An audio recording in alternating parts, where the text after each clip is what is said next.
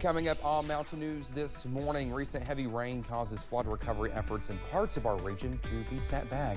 And a couple in Breathitt County worry for their community's roads during future bouts of heavy rain after nearly getting trapped in their home for a second time due to high water. Dedicated to Eastern and Southern Kentucky, this is WYMT Mountain News This Morning.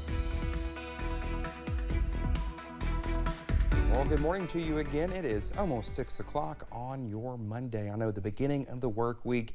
Weekends are too short. Let's head over to Brandon Robinson for a look at our forecast this morning. And looking at the radar, let's see here. Maybe some rain trying to trickle in. Yeah, there we go. Look at me. I can do weather now. Just by looking. No, there's too much involved in that. You could do weather because you washed your car this week. No, I have told you all many a time that if you write it for me, I can read it off the prompter and do it. But you all don't read it. It's all up there, see? It's all up here. So I can't do that. Got no That's a talent I do not have. Exactly.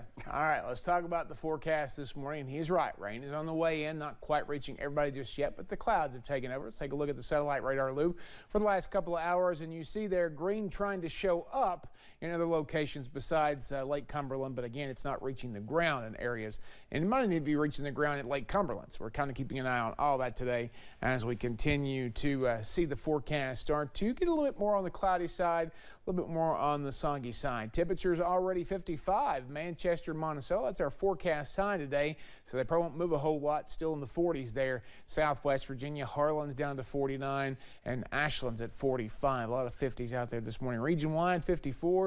Myrtle Beach, 47 in the Big Apple, 41 Indianapolis, St. Louis as well, 43 Springfield, 59 Memphis, and 53 in Knoxville this morning. Day planner for you today. Again, slow climb into those mid-50s, but again, I think most folks will kind of stay pretty stationary there because, again, not a whole lot of way into the possibility for clearing as we head deeper. There we go. I'll get the word there in just a second. Dakota? All right, Brandon, thank you. Last week's heavy rain left communities restarting efforts to rebuild from the July flood. Our Chandler Wilcox details how people are becoming more frustrated with progress seemingly stopped. How are we going to get you out of here and stuff? This has become a common sight in eastern Kentucky after another flood. Temporary bridges washed away, leaving locals stranded. They're washed completely out. They have no access. We have no answers from them. What washed away was already a replacement after the July flood tore apart their original bridge. Now Lisa has to travel by foot on a railroad for a way out. And it is not a short route. Lisa is not the only one caught with no way out. Surrounded by steep mountains, Jeff Sturgill's only way out is over a creek. I had to wade the creek to get across, and if we go to the store to get groceries or anything, I'll have to borrow a car. If an emergency situation occurs, they are basically on their own. They cut completely off. There's no way to get nothing to them. Letcher County Fiscal Court declared a state of emergency, but they are waiting for approval from the state and federal government, even though there is not much time to wait. We're hung. We got no answers yet. We're waiting, but nobody's given us an answer yet of what's going to be done with this. The timeline to recovery just seems to be growing even longer. In Letcher County, Chandler Wilcox, WYMT Mountain News. Well, Anderson says there were 4 temporary bridges washed out in his district alone, along with flooding in buildings and homes again.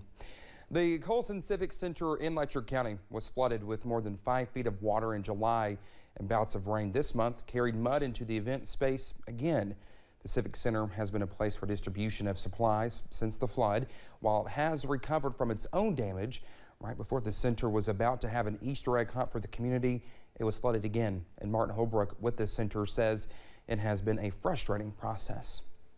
Ready, and we got hit with this second round of water, and as you can see, everything kind of got muddied up a little bit, so we're back at square one. Not as bad as the first time, but still yet it's mud. So. Holbrook also says the Civic Center plans to have the Easter egg hunt outdoors, but its building will not be ready for use. Well, over in Breathitt County, the story is similar after last week's storms caused issues in areas still in recovery. Our Alyssa Williams checked in with one Breathitt County couple to learn more about the worries they have about the roads near them. For Justin and Kristen Noble of Breathitt County, last year's flood ravaged many parts of the Clayhole community where they live. And I was like, oh my God, this is bad. This road is we're going to be trapped up here. And sure enough, we was until they airlifted us out and was evacuating everybody. The Nobles had no way of returning home until the water had subsided. But once they did, the state of the roads surrounding their home was a stark reminder of everything that had happened. If you look towards the creek bank, you can see it just chipping away.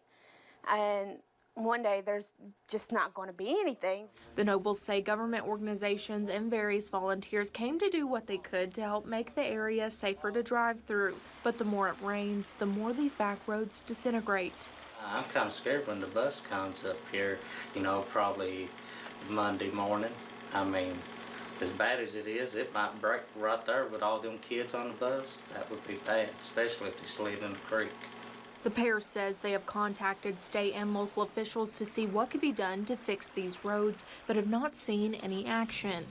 That's what makes me upset, is because there's so many other projects that's going around in town. It's like they don't care about the people that live on the back roads, knowing that there's people that has health conditions that need to get out, or people who need to go to travel for work, need to be able to get out.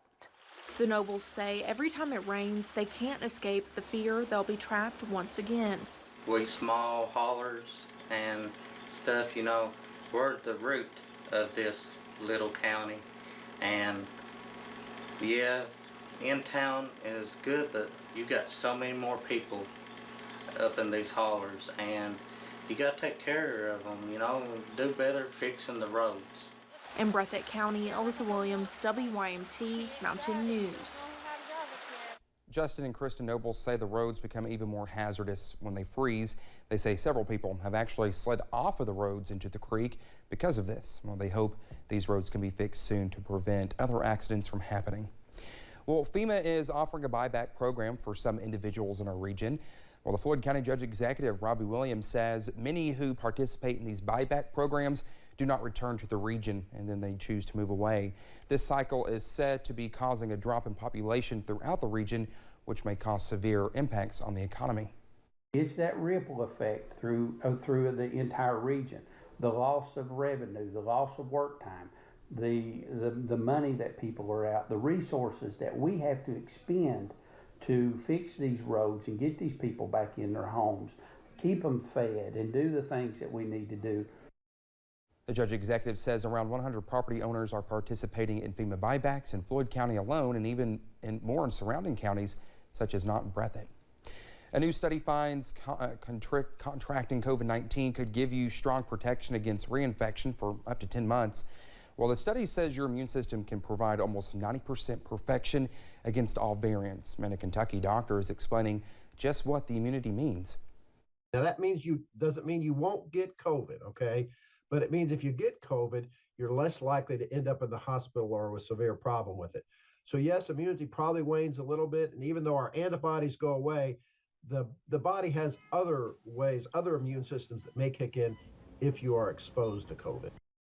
Right now, most Kentucky counties are in the green, meaning low COVID-19 community levels. Nearly 30 are in the yellow, and 2, Elliott and Greenup, are in the red.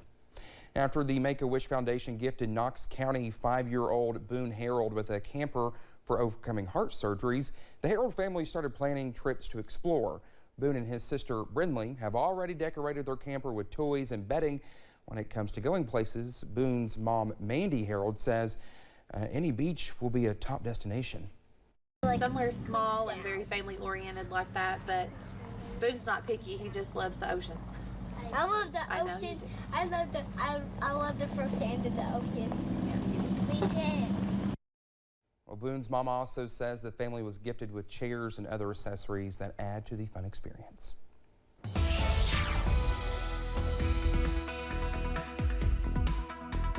6:09 here on this Monday morning. We're taking a look at Lake Cumberland, and not a whole lot going on down that way just yet. Some overcast skies, maybe a little bit of cloud cover. We're going to continue to see that over Pulaski County as we head through the first part of your day and across the region as well. Some rain out that way, not quite to Pulaski County just yet, but down toward Monticello maybe this morning. Temperatures in the 40s in Southwest Virginia, also 45 Ashland, 49 in Harlan. It's 50 or better at many locations across parts of southeast Kentucky, East Kentucky, southern West Virginia, and southwest Virginia, or excuse me, East Tennessee there this morning. Also down into southern Kentucky, looks like 55. Manchester and Monticello are warm spots this morning. But for most, you'll need a little extra on your coffee meter to help you get going on this Monday, the next dozen hours. If you're grabbing a donut or a bagel or something else, head out the door this morning. Going to be a little bit on the dreary side, so again, make sure that you're taking precautions and taking that rain gear with you because you'll need it at some point during the daytime hours. Dakota? All right, thank you, Brendan. Coming up here on Mountain News this morning, people across the nation extend prayers to former President Jimmy Carter and his family after he makes a decision to enter hospice care.